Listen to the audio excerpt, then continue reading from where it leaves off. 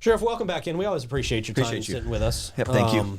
You guys have a lot going on. First of all, let's talk about the most recent big news to hit St. Augustine. This made national news. This massive tornado. Yeah, so that hit us. I saw the video. That thing looked. I mean, I'm shocked there wasn't more damage than there was. I have to agree with you too. And it's yesterday, of course, as you know, with modern technology, cell phones, we start getting those watches basically of tornado, of course, spottings kind of thing. And then around, like Davey said earlier, around 11:30ish, actually we have some video footage at 11:40. Then 11:45, of course, we start getting the actual possible tornado warnings. Yeah. So with that, again, if you're familiar with, of course, St. Johns County, around Joe Ashton Road area there, C.H. Arnold Road, we had some kind of beginnings of some damage there. The tornado moved very quickly. It's confirmed now as of today. The National Weather Center confirmed it was an actual tornado touch. We got about a 2.5 mile distance that happened in about less than 5 minutes. Wow. So again, the National Weather Service will actually verify that, validate it. Probably like 2 football fields wide based on our damage assessment yesterday.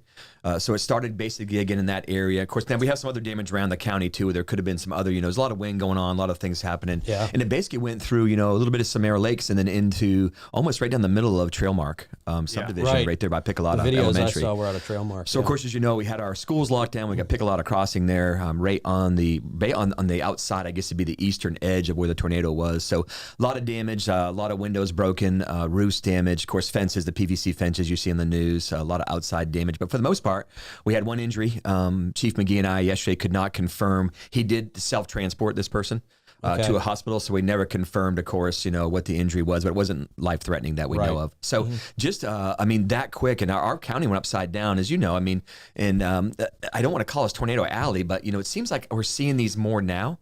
But I believe just based on our growth, as when we were all younger, of course, our county has grown by 43% in 10 years, that this area was all trees and stuff. So you probably we didn't hear about it.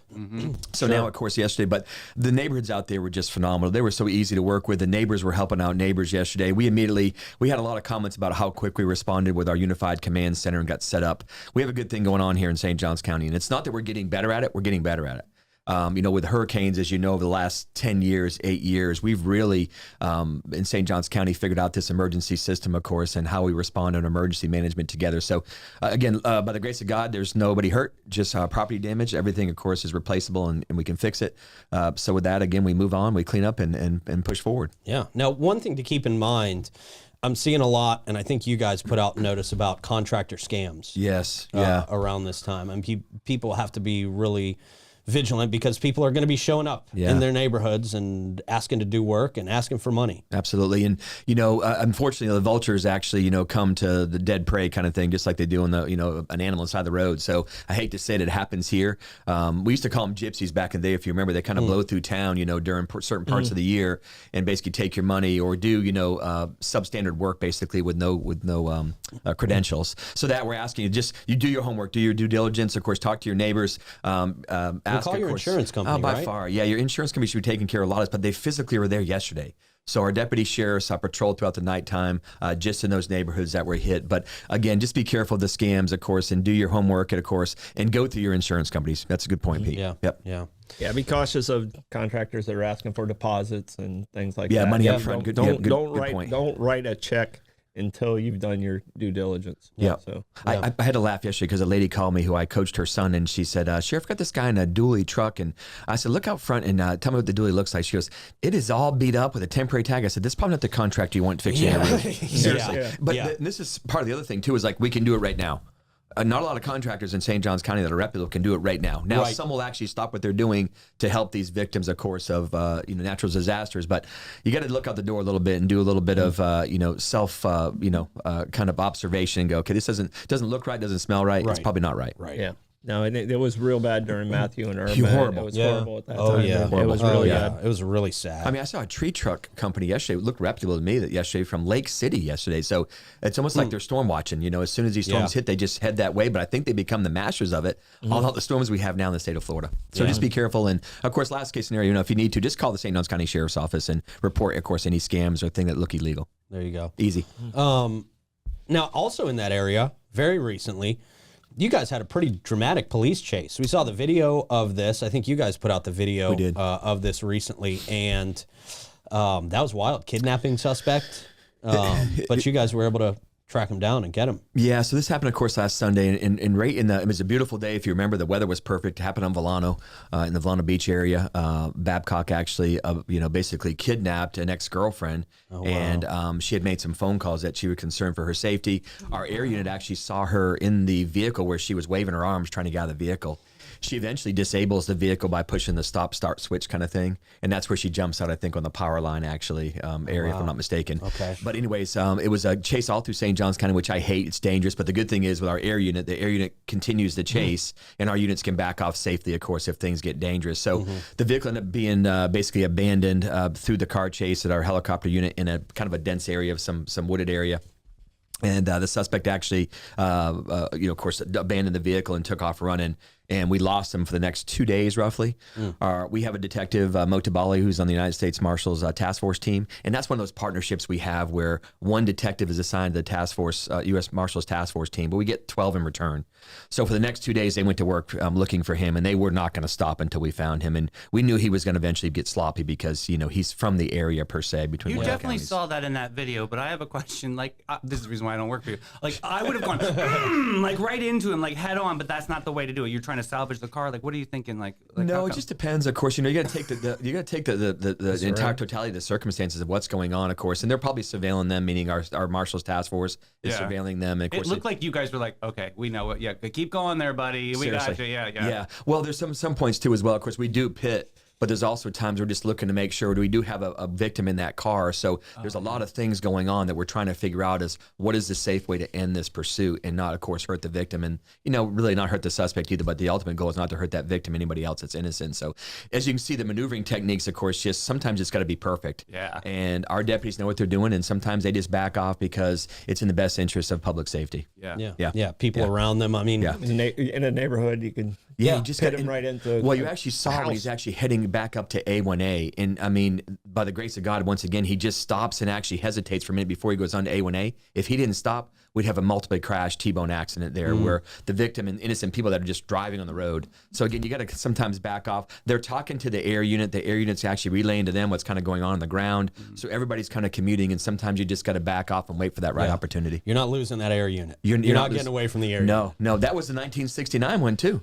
Really? Smooth. Yeah. Wow. That was our beautiful bird up there from bell. Vietnam War. Awesome. The bell. See? The bell. Yeah. That's why we don't have the chopper. Oh, Clay's got it up here too. That's why we don't have the chopper view anymore, because you guys have recommandeered the helicopter from us. That is some really good footage, by the way. It is some really good. You guys got some good cameras on that helicopter, man. They did a fine job of staying with them. Yeah, we sure do. Again, you can't lose that helicopter, and I'll be honest with you, you really can't beat the radio either. You can't, people say we can outrun the law enforcement. You can't outrun the radio. It's radio transmissions, and they think they're actually getting ahead of us, and sometimes it's just the communication. They have no idea what's actually going on with the communication. And now with encrypted, radio channels that we have here in St. Johns County, no one can hear us besides people have the encrypted radios, which is what we have. So just back in the old days, you could turn the old scanner on from Radio Shack in your house, remember? Right. And you could hear the fire department, the police department. Those days are over with. Oh, for real? You can still hear the fire department. That's how my mom found out I got in trouble when I was 12 years old.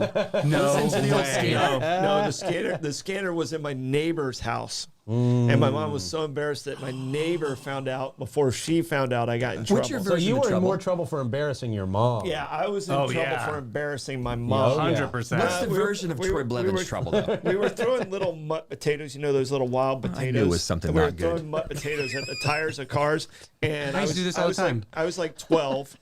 We're down a little hole and we were hitting the hubcaps. It's so fun. A big kid came up. He was like 14, 15. Justin Carter? And he took one of because they get pretty big. He took one of the big ones and threw it up in the air, and it hit the windshield. Yeah, I did this Oh. too. Always that one kid that ruins all Of the an fun. off-duty police officer. All right, and I was always faster. Who was this cop? I was always faster than everybody Probably else. dead It was now. in DeLand. It was in DeLand. okay. So I was always faster. So I'm way ahead of everybody else. And they're like, Troy, slow down. And I look back. I was like, come on. And I turn and I go back and I run my bike right into the police officer's, right into his feet. This is rookie stuff. No, that's why I'm not a criminal. Yeah. I'm I mean, my You friends learned were, early that my you friends would were- be a good criminal. Believe it or not, people don't believe me that I'm, knock on wood, I've never been arrested. Troy Blevins, we can make that happen today. He said, knock on wood. Listen, if something happens, Hardwick's behind all this. It's not behind me, buddy. You did it to yourself. That's right. I've never, but people don't What's the believe me when I statute say of it. limitations on throwing potatoes at cars? Well, I was It's actually 12. 27 years. Oh, no, it's like 37 years. Yeah, Okay, there you go. Yeah, it's more than that. I'm slurring my speech. It's actually 97. 97 years. Yeah, yeah, There you go. yeah. See? It's 45 years, so just so you guys understand how far away it was. All right, cool, man. Well, great job on you know, you Yeah, guys our weren't people. going to let up. Yeah. We said that on the show when we first found out about this, is that you guys are not going to let up until this guy is caught. Yep. Very soon after he was apprehended. You know, these car chases, like I said, it makes the hair on the back of my neck stand up, you know, because so many innocent people out there just doing what they normally do every single day of the week, and we don't want to hurt any innocent people, but also, too, we can't allow these violent crimes to occur in our jurisdiction. And we don't know what the ultimate goal is, but we know he was using a lot of, illegal narcotics that day. He's not in the right, mentally frame of mind. And God forbid we have a murder on our hands because we did nothing. So again, we got to make some decisions. But our community stood behind us and backed us and understood it. And I think if you watch the video now, you know exactly we had to back off sometimes and why we did it. Oh, yeah. But the suspect's in custody. He was actually captured on Inman Road, just off 16. If most of you know that's at, before 95. And someone said, well, how did he make it that far? Did he low crawl? Like Army low crawl? No.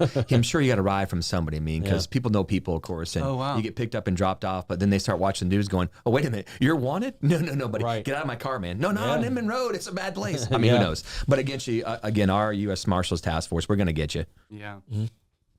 So we talked a little bit about, this kind of ties in, Davey was wearing a massive Flava Flav like I like that. Very challenge cool. coin. This could be the new collection. Oh, wait till you see my next coin there, buddy. Well, I can't wait. Oh, yeah. It better be Oh, like yeah. Flavor Flav. I want a clock size. Yeah. Okay. But let's talk a little bit about the Reentry Program and the fundraiser that you guys have coming up. What's this all about? So again, this is just our partnership, of course, with a lot of businesses in St. Johns County and St. Augustine City that truly support our mission, which is our reentry. And it's not just reentry anymore. It's pre-entry, it's outreach, it's helping people in their darkest times. But our program basically is raising money, of course, for our reentry program. It goes to a 501c not-for-profit. The money is used for our reentry. A lot of the money is actually used for our reunification program, which right now, as of about 2 days ago, 226 people in St. Johns County have gone through our reunification program, meaning we have reunified them somewhere else across the United States or the state of Florida, and they're no longer here and homeless. Right. So I think we all can agree that if you walk down St. George Street now,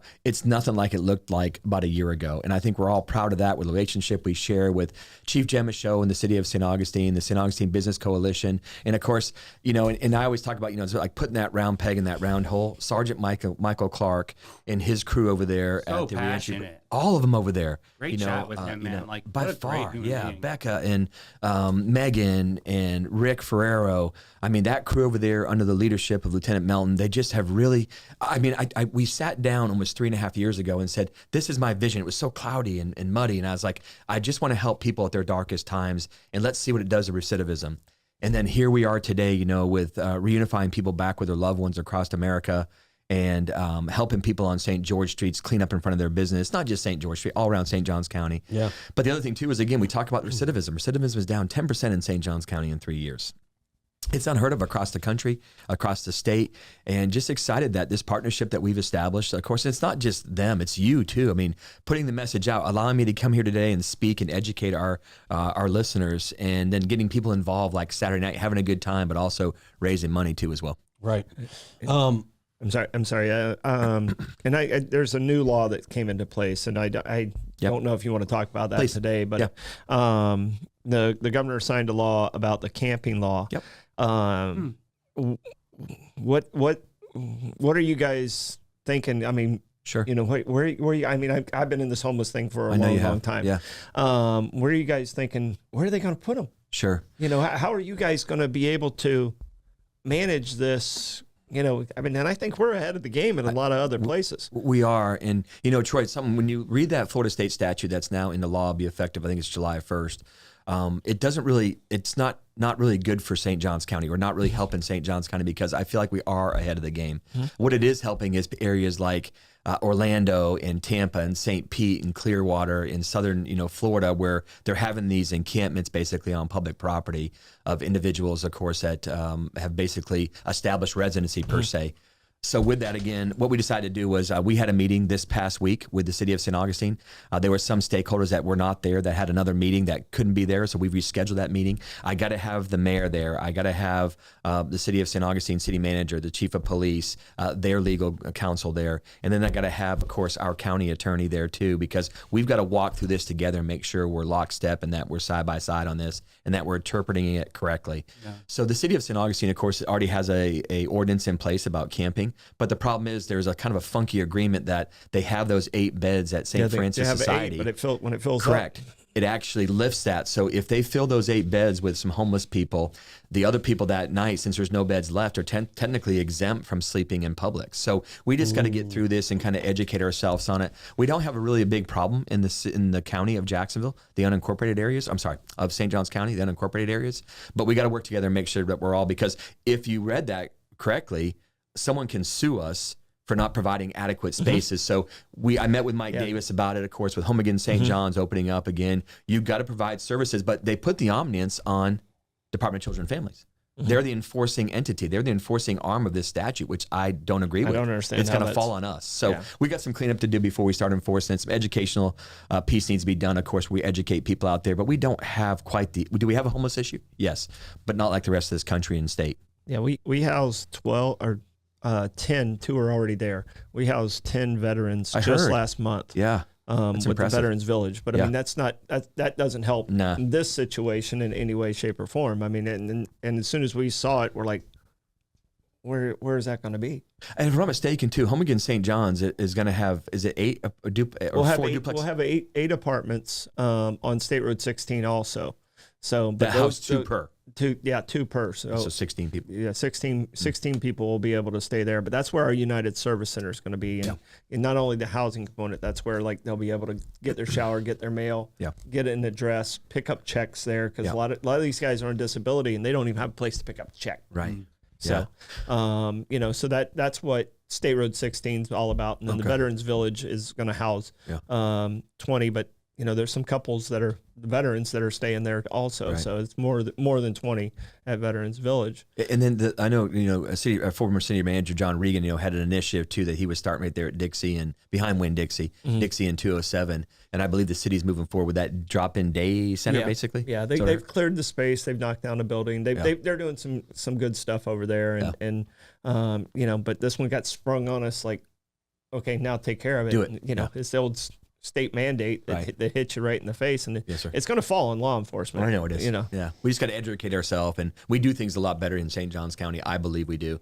And with that being said, of course, we're going to have great partnerships with our not-for-profits and be ready to go when this actually kicks in. But I think we've already educated the community, homeless and citizens here that actually live here, about what we're going to actually do moving forward. But the statute's not really crystal clear for us in St. Johns County, but my fellow sheriffs in other parts of the state with more bigger populations actually are kind of ready for this and waiting for this. And I think that's why it's actually coming to fruition. So going back to the reentry program, do other counties do a similar program like that too? I don't believe anybody's doing it quite robust like we are. I know we're the only sheriff's office in the state that actually has a DHSMV driver's license kiosk in there, where we've issued over 200 driver's licenses or ID cards to people on the way out of here. So we're doing probably something a little bit different than the rest of the state. Do you see that program then expanding? Do you see it going bigger? Because last year was 137 people got re-entered back into the previous lives. Do you see it getting bigger, or do you see just staying status quo for now? No, I don't like the word status quo, Davey. I'll be honest with you. I like to think innovatively and think outside the box. And as we continue to get in the weeds with this stuff, we identify other things that we're not addressing. It's a very unique situation, circumstances. It seems like we're always challenged, which is actually good. And I don't know if there's not a partner out there that we don't want to join in with and say, hey, partner in with us. Let's make people better than what they come in here as. Yeah, it's got to be interesting and a unique relationship with the city on this too. It is. Right? Because you're fundraising at Colonial Oak, which obviously is like city ordinance. So how do you guys come to the table on this, and how do you guys manage this whole piece together? Yeah, so Sergeant Clark and Sergeant Brittany Garman, who's with the city of St. Augustine, they work hand in hand. If they don't talk daily, it's out of the ordinary. She is a phenomenal person, and really, and not to say anything different about, we needed that person that is just like Sergeant Clark, same mindset, saying, hey, let's work on this together, let's communicate on this together. putting everybody in jail is not the answer. We can't arrest our way out of homelessness. And that's exactly what's happened with that relationship with the city of St. Augustine. And I'll be honest with you, that was me and maybe Chief Michaud, Jen Michaud, getting in the way of the people that are actually doing the work. So Chief Michaud and I met with our staff and just gave them vision and direction. Cool. Next thing you know, we went into a different direction and things physically changed overnight. So again, my hat's off to Sergeant Michael Clark and Sergeant Brittany Garman with the city. I mean, to just having that partnership, but also to the St. Augustine Business Coalition of stepping up there and letting us address the issues and helping us fund without using tax dollars to get these people back where they came from. I love the partnership on this. Yeah, I really do. And I think it's so important because, you know, you think back maybe 7 or so years ago and the city, not only the city council, but the police departments didn't necessarily work closely together as closely as they could have been. So it's great to see those partnerships evolving. You know, I have to agree. And I was talking to TK Waters the other day and his staff up there, even they made a comment, and we've all been doing this a long time together, but they made a comment in a joint meeting that we've never seen a relationship so well with the city of Jacksonville Police Department, basically, you know, Jacksonville Sheriff's Office. And that trickles all the way down to our lowest deputy sheriff and their lowest police officer up there. And that's where the rubber meets the road, is the services provided at the lowest level. That's what truly matters. But if the leadership is getting along and leadership gets into a room and heckles each other a little bit, the troops see that and say, okay, this is good. This is a great partnership. So again, the partnerships we have now, and it's not just with them, it's the St. Louis County Fire and Rescue with Sean McGee and I mean, we're just everybody gets along and is doing what's better for everybody else besides ourselves. I think sometimes in leadership positions, we get in our own damn ways and it's all about us. How do I benefit me? Me. And now it's about how do we benefit everybody that we, you know, can affect. Yeah. That's awesome. It's great. Yeah, I appreciate you actually mentioning that, because that's a powerful program for me, and I love it. I love we're doing good things over there. Yeah. One thing I know you talked about on the Mike Lewis show that I want to talk about here because, you know, who listens to that show? A select group of individuals. Had a good audience last night somehow. Yeah, he has a niche. Oh, yeah, when you were on it? Oh, okay, yeah. Squatting. This is a problem we don't really hear about a lot in St. Johns County, but it's a big problem across the nation. It really is. People are moving into homes that they just have no affiliation with. They're coming up with fake paperwork. And, you know, why is this not a problem in St. Johns County? And have you seen any incidences? Because I haven't heard about it. No, we really haven't seen a true squatting case in St. Johns County. What we've seen is some, you know, I say scams, basically, where people actually think they're renting a piece of property. They're doing it legitimately. And next thing you know, it's a scam, you know, where somebody else has actually taken over this account. Let's say it's a house for rent on 123 Main Street. Right. They take over the account, and next thing you know, they're showing the house to you, and you're leasing or buying a house that's not even somebody's property. Right. That's the only type of like squatting, I'll say. But you know, last night I spoke in front of a couple hundred people up in Del Webb and Nocatee, and a lot of law enforcement were in there too. But they asked me a question about, what about your squatting cases in St. Johns County? I said, I'll make this very crystal clear for you. You squat in St. Johns County and you call us, you're going to jail. I'm not going to argue with you. Yeah. The squatter's going to jail. The squatter's going to jail. Of course, we do have to read through some of the situations like we just talked about with scams and stuff like that, but we'd never let it get out of control. I would not let it get out of control. And that's one thing, of course, I think in other parts of the country these criminals know that they can take advantage of certain parts of the United States of America, and they're absolutely doing it, whether it's theft, squatting, camping on public property. They're taking advantage of what the government, they're taking that leash and they're stretching it, and they're getting away with it. And next thing you know, you're a resident because you squatted illegally in someone's property. How is that legal? Right. I mean, we're going to do some damage to the house when we do a search warrant and kick the door in. I mean, I apologize, but the squatters are not staying in property here in St. Johns County. And now, again, Governor DeSantis and I have a great relationship. He's been very, very good to Kendall and I and my entire agency in St. Johns County. Matter of fact, he's going to be here today for me. Right. But with that, of course, that squatting bill that's going to be signed and actually has been signed and actually put into law, I believe it's July 1st too as well. That gives us another bit of power too as well to make that arrest and actually criminally charge. That's huge. It's powerful. Yeah. That really is. Yeah.